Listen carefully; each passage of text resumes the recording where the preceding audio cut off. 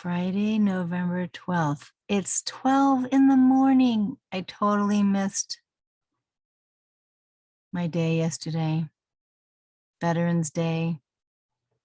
I got to go and clean up my salon that got vandalized all day. So after cleaning, I took a shower and then I took a nap. I was so tired, but I had been up looking at stuff that I had sent to some people. And I thought, ooh, I got to read this. So have you ever read Cracking the Code? Let's take a look at it. I have it here on my desktop. I've been wanting to read this for a long time. It says Cracking the Code, The Fascinating Truth About Taxation in America by Peter Eric Hendrickson. So let's see if I can expand this screen.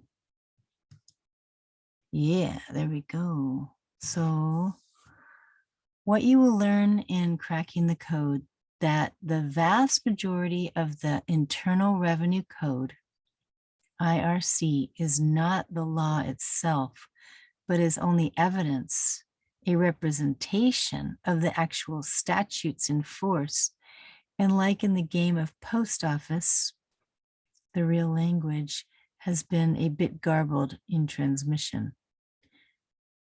That income, wages, self-employment income, employee, employer, and trade or business, as these and certain other terms are used within and in regard to the tax law, have narrow legal meanings exclusively involving and applying to certain privileged activities, such as holding or administering a government office or working in one.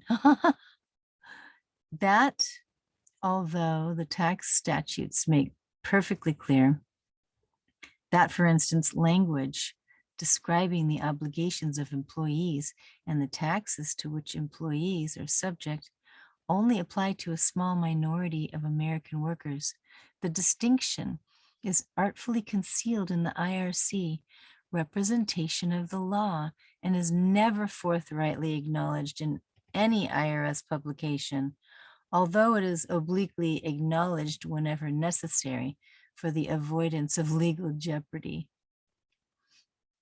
I'm feeling like I'm getting glared at right in the eyeballs. I am getting glared at because it's late. That elaboration system has been created, which causes some people to whom the tax laws do not otherwise apply, maybe including you, to inadvertently declare themselves to be among the persons to whom those laws do apply. Here's a quote. The revenue laws are a code or system in regulation of tax assessment and collection. They relate to taxpayers and not to non-taxpayers. The latter are without their scope.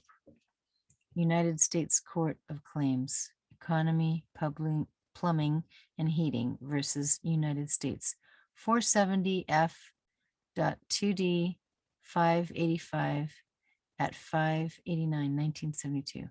Which one are you? What attorneys and professionals are saying about cracking the code? Oh, well, I don't know if I want to read all that. And I just read it. Congratulations. Several hours in the law library, blah, blah, blah. Good stuff. Okay. What readers are saying about cracking the code? Judicious, thoughtful work written in American Patriot deeply. Yeah, it sounds great. Okay. Probably good stuff. Valuable tool. Thank you for writing your book. Yeah. Excellent work. Okay, good. I'm getting tired. I just started. Nice. Cracking the Code, The Fascinating Truth About Taxation in America by Peter Eric Hendrickson. Upholding the Law and Other Observations. And was Grandpa really a moron? Critical Inquiries for a New American Century. Okay, and he has his acknowledgments and dedications. Let's just skip to some of this good stuff. Here's the foreword. Let's get this said loud and clear right at the outset. If you have taxable income, you are subject to the income tax. Section 1A of the Internal Revenue Code says there is hereby imposed on the taxable income of a tax of varying percentages. Pretty straightforward. Of course, it does raise the question of exactly what is taxable income. We must reject the broad contention submitted in behalf of the government that all receipts, everything that comes in, are income. What? All receipts, everything that comes in, are income. United States. The inclusion of one is the exclusion of another. The certain designation of one person is an absolute exclusion of all others. This doctrine decrees that where a law expressly describes a particular situation to which it shall apply, an irrefutable inference must be drawn that what is omitted or excluded was intended to be omitted or excluded. Black's Law Dictionary, 6th edition. It was not until the late 1990s when the Internal Revenue Code was digitized and thus made searchable that it became possible to decipher its deliberately confusing and misleading construction. Only then could complete searches be done of all 3,413,780 so words, not counting regulations. For every incidence of liable, imposed, income, employee, and dozens of other key or misleading terms. Checking every reference, exception, definition, and source, only then could it be established that as written, the laws behind the code and the taxes that they impose technically comply with the Constitution, just as all the judges have said over the years. But the same analysis also reveals that as written, these laws don't apply to most of the receipts of the most private citizens. Indeed, the two things are interdependent. The former couldn't be true unless the latter was also true. What you will learn as you read this book is that specific constitutional limitations on the federal government's power to tax do shape related law and have generated a coherent Supreme Court doctrine which clearly and soundly answers the question of what is taxable income. Both the statutes and the doctrine acknowledge the exemption of the vast majority of private sector receipts from that taxing power's reach. However, you will also learn about a complex combination of craft, routine, bureaucratic incoherence, and casual and not so casual corruption by virtue of which many people are led to inadvertently allow and even participate in the legal transformation of their untaxable earnings into taxable income. Such people are tricked into voluntarily and utterly unnecessarily enabling the diversion of a river of wealth from their own hands, usually never to be seen again, thanks to an unhappy coincidence of reiterations and amendments of the law, a series of complicated judicial rulings, and the passage of time and memories. The details of American tax law and the principles upon which it is based have come to be widely misunderstood. The opportunities presented by that reality have been seized upon by those paid to maximize revenue flow to the government to successfully construct an elaborate and deceptive tax scheme rooted in today's Internal Revenue Code. This scheme capitalizes on widespread public ignorance of general legal doctrine and rules of statutory construction. It practices a careful gouging of extraction levels to the tolerance limits of key demographic segments. It relies upon the concealment of the underlying actual law and force behind the misleading words of the code, which is legally no more than evidence of the law and not the law itself.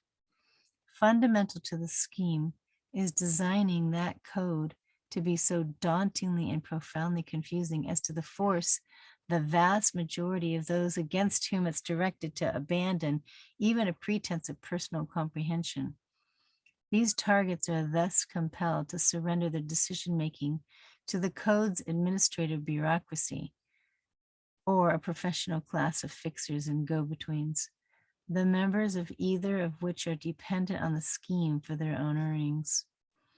Unsurprisingly, both assure any who ask that the, of course, private sector receipts are taxed under the law. If pressed, these experts will trot out carefully selected, out of context and ambiguous fragments of law. You know, ambiguous means like, I don't know what you're meaning. It can be interpreted this way or that way. Ambiguous, like not clear. Fragments of law calculated to convincingly suggest that what they claim must be in the law somewhere, but somehow they never manage to demonstrate exactly where. Cracking the code is going to provide that missing context, unravel the tangle of deceit and confusion, and make clear that not only is it not in there anywhere, what is in there is just the opposite.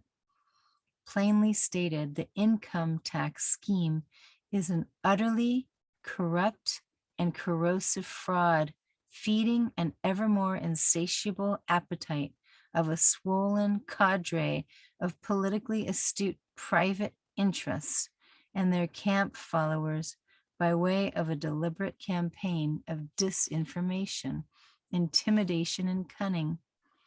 It facilitates almost incomprehensible harm to the well-being of all the rest of us, both by the nature and peripheral effects of its implementation and by the practices and policies which the wealth it transfers makes possible. It is my hope that this book will bring the reader to share that view and to help in some small way to arm those who'd rather keep or control the disposition of their own property with the knowledge by which to do so. It is also my hope that the reader will agree that in this instance, as in the case of so many others, looking after their own interests serves those of society as well. It was not, after all, for idle reasons that the founders imposed strict constitutional limitations on the taxing power of the federal government, nor was it merely to protect their own property. Such limitations are essential to meaningful security and the preservation of liberty. As John Adams said, the moment the idea is admitted into society that property is not as sacred as the laws of God, and there is not a force of law and public justice to protect it, anarchy and tyranny commence. The reader will observe a predisposition of focus throughout this book on receipts from labor, either traded as an embedded worker, common law employee, or as a freelance worker, contractor, as opposed to receipts in the form of interest derived from capital and the like. This is because such receipts from work represent far and away both the biggest pool of wealth and the biggest pool of citizens from which taxes are scammed away. Some will object to this statistical assertion, having read 100 times about how the wealthy, read coupon clipping fat cats, pay a grossly disproportionate share of the tax burden, and one amounting to the lion's share of the total. These urban legends are reflective of the misunderstandings essential to the success of the tax scheme. While the wealthy, read persons who have produced considerable value for their neighbors and have been paid a corresponding amount of money, do indeed pay a disproportionate share, as if anything, their demand on the public expense is less than that of others. The aggregate percentage of the total tax extraction paid by households with annual receipts of over $200,000 is less than 1/3 of the total. A significant contributor to the erroneous assertions in this regard is a failure to understand that FICA contributions are nothing more than income taxes. Excuse me. Indistinguishable, both legally and practically, from any other, something which will be discussed in greater detail as we proceed. By themselves, such contributions, every penny of which is paid by workers, made up more than 34% of the total federal tax extraction in 2001. The source is OMB. However, those readers for whom interest, dividends, and similar receipts are of paramount concern should note that every principle and point regarding the lawful nature of taxable income found herein also apply to that class of receipt, and will find them and the information about the structure and nature of the tax laws illuminating, invigorating, and utilitarian. Managers of non-federal corporations and other artificial persons should keep in mind that although the focus of this book is primarily on the application of the income tax to natural persons, the meaning of income is the same for both kinds of person. Those who have studied the general subject of taxation in America will note the absence of discussion herein of several revenue acts, as well as various amendments, reforms, and repeals involving the same subject. This book is not intended to be a general exploration of revenue legislation through the years. Rather, it is a study of the lawful scope of any such legislation, whenever and however promulgated, and the particulars of such legislation as is currently extant, to which certain Americans are or can be made subject, and how these things happen. Enactments which predate the current IRC are selected on the basis of their virtue in clarifying current language therein which is otherwise misleading or unclear. Positive enactments which are incorporated in the IRC are presented in their current form. Emphasis is occasionally added to portions of quotes, cites, and excerpts without additional notice. Clarity obliges the often annoying use of quotation marks, bracketing certain terms. I don't do this because I like to. It is distinguish custom defined legal terms from the common words which they mimic. Do you want to go outside? All right, I'm going to have to pause it for a second. Let's see how we do this. You are screen sharing. Okay, hang on. Wait a minute. Am I pausing? Wait, am I still here?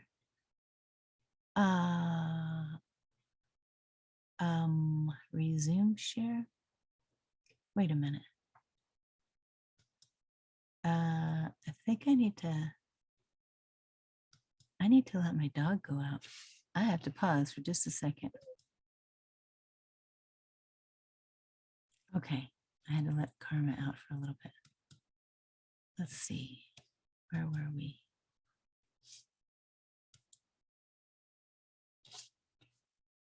Oh, wait a minute, where is it? Oh no,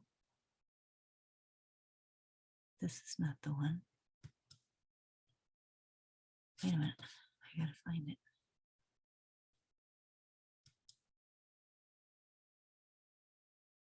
Okay, I'm back. I had to just let my dog out. She might be chasing a rat or something, but I left the door open. You can hear her in the back. I can hear her. Well, anyways, it says, it is also my hope that the reader will agree that in this instance, as in the case of so many others, looking after our own interests,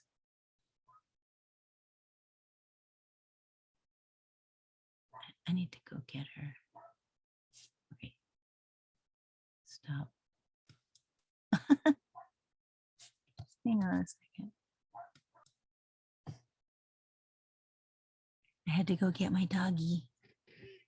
He's over there Silly Willies. She's over there. She's sleeping. See? There she is. Right there. Sometimes we have coyotes outside, so I don't want her to, you know, be some dinner. Okay, so we were over here. The reader will observe a predisposition of focus throughout this book on receipts from labor, either traded as an embedded worker. Did we read this part already? This is because such receipts from work represent far and away both the biggest pool of wealth. Yeah, I reread this part. How did we get there? Oh, yeah, we already read this page. So finally, nothing in this book should be construed or relied upon as particular advice or instructions for any particular reader. Each reader must make his or her own independent determination of how the nature, meaning, and application of any law affects himself. A searchable current internal revenue code can be found at this for Law Cornell edu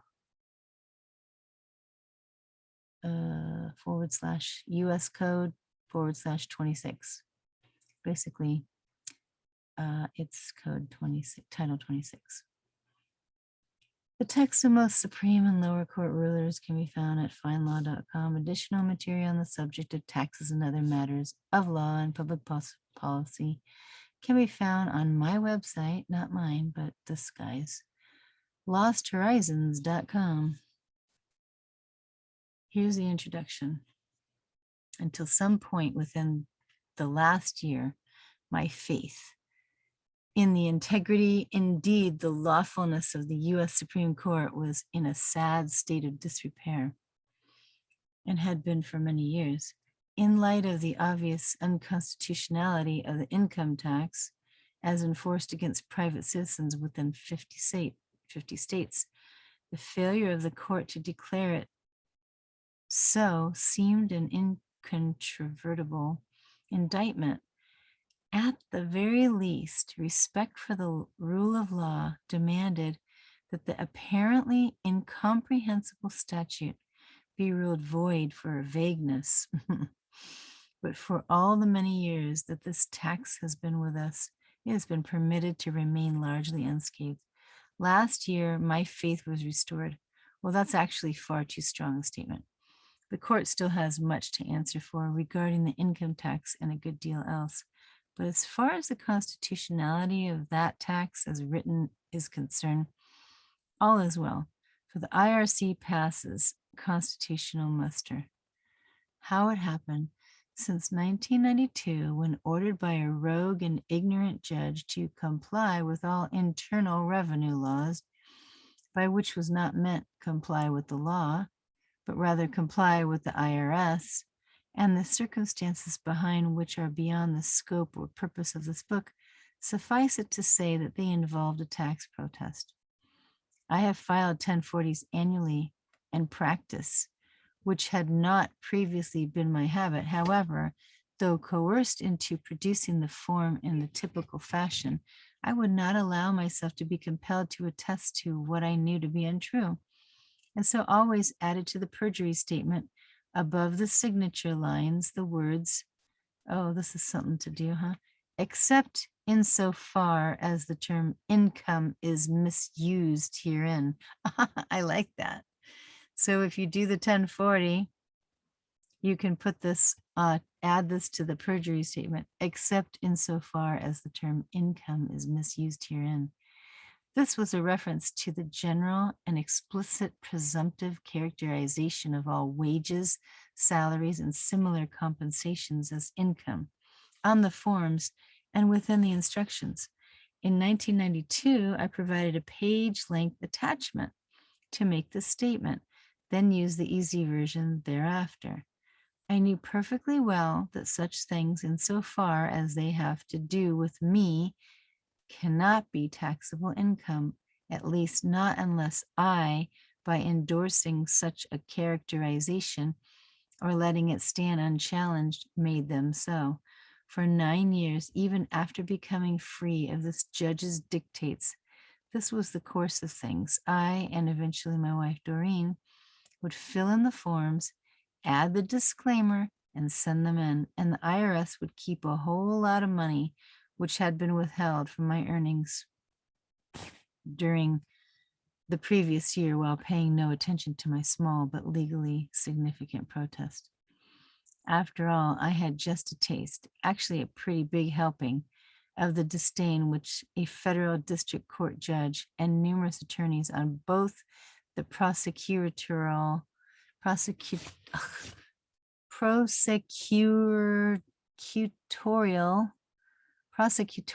and defense side of the bar apparently had for constitutional limitations on the taxing power.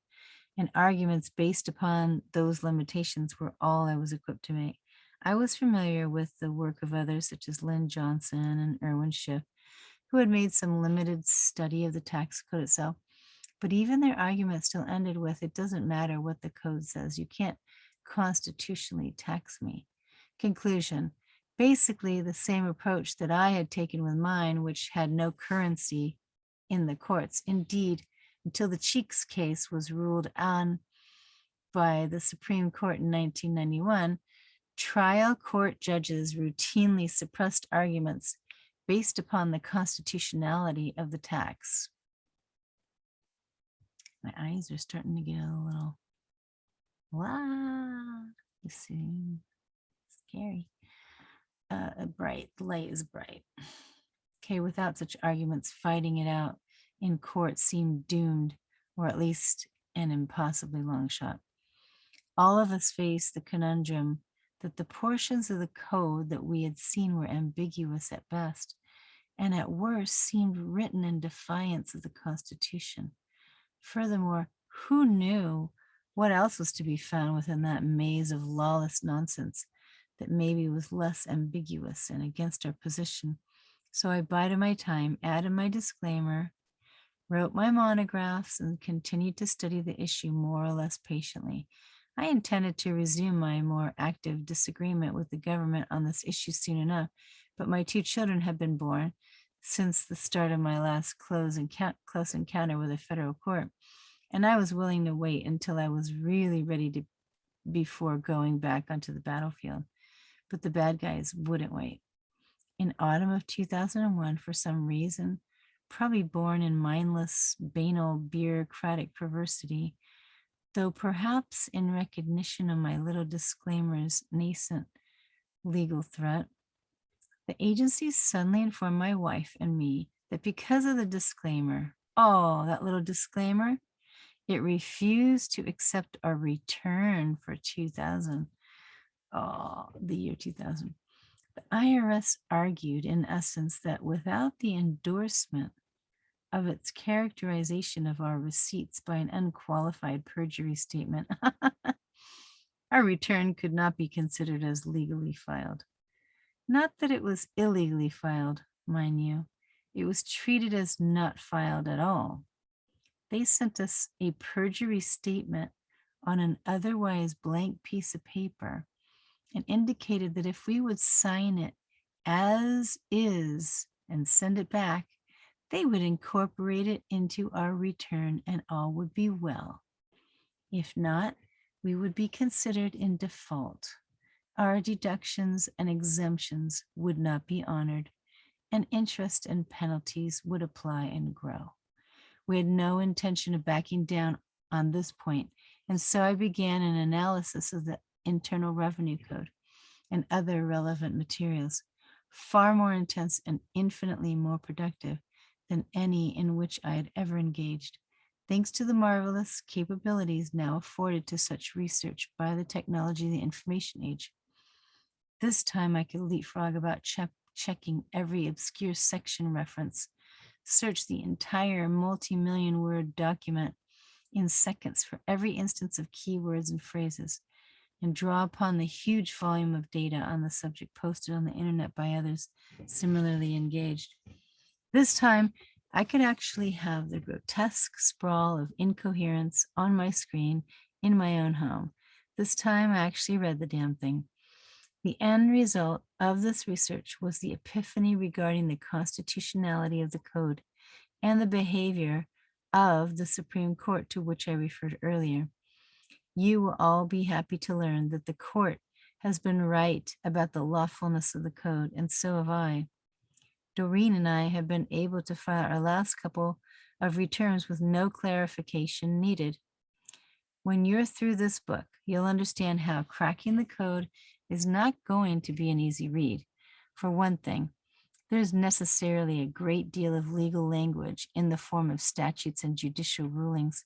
For another, many readers will find themselves learning that everything they thought they knew about taxation and much else about the lawful relationship between citizen and government is wrong, which is never easy no matter how it's presented.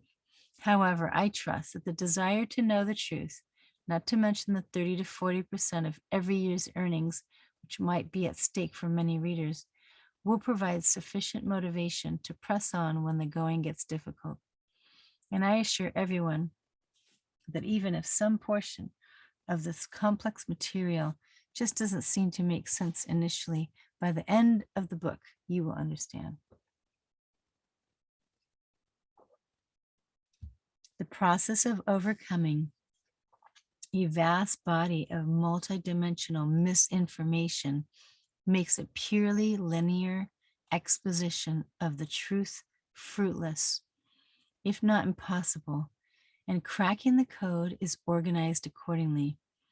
This is not to say that a linear presentation of the taxing statutes cannot be made. The problem is that to understand the statutes, which are written within a framework of constraints typically assumed by the writer to be known by the reader, it is necessary to understand those constraints as well. Some of these constraints are inherent in the principles of jurisdiction, summarized from the rules of statutory construction. Others are imposed by the specifications of the Constitution, and still more have evolved with Supreme Court jurisprudence.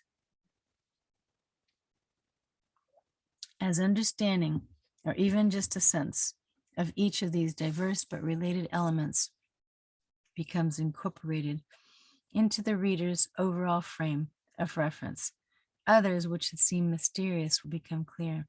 It is worth noting that the very important benefit of this effect will be best realized if the book is read as nearly as is possible without significant interruption. So hang in there and keep your eyes on the prize. You'll make it. It's worth it.